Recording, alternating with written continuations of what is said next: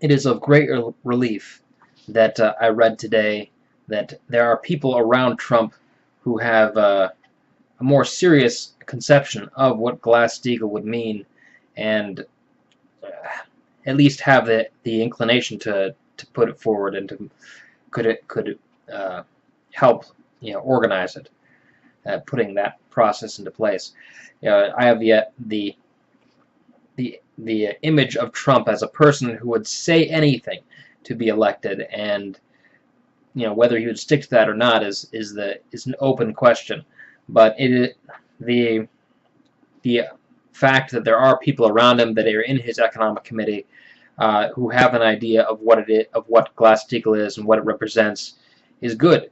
It means that there could be a real fight led, by, if not him, then by people around him, for a change, for reorganizing the financial system, the Western financial system especially.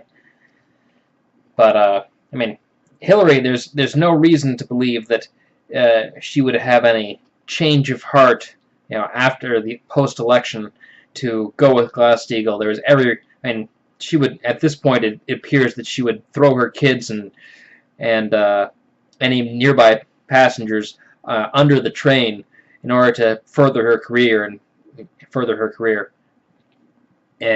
So there's no reason to believe that she would change post-election.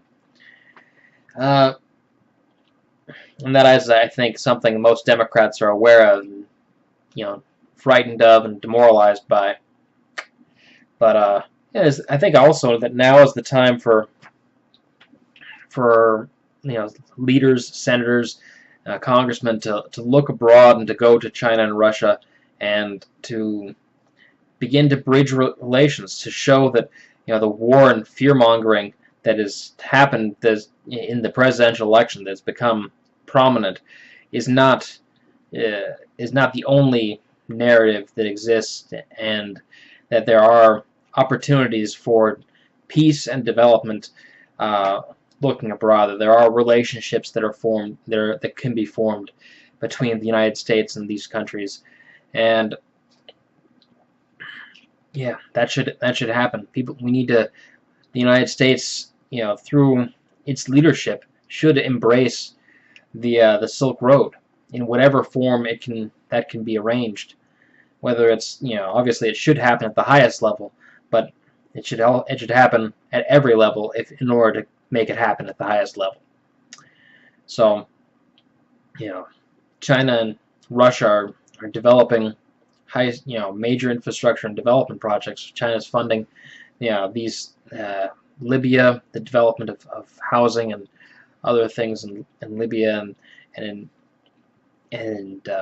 also in Egypt. Egypt represents, through the Suez Canal, a connection between the Atlantic and the Indian Ocean. I think about there, Atlantic and the Pacific. But it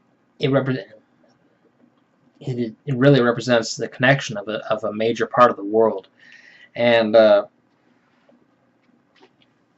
should be, that's going to be, and that's why China is looking to develop Egypt, because they know that area represents a key transfer point for goods from their part of the world to the western part of the world. So yeah, that's sort of what I was thinking that today, as far as what to say.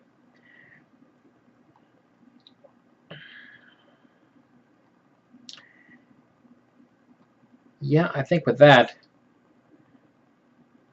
I'm gonna leave off. All right, bye.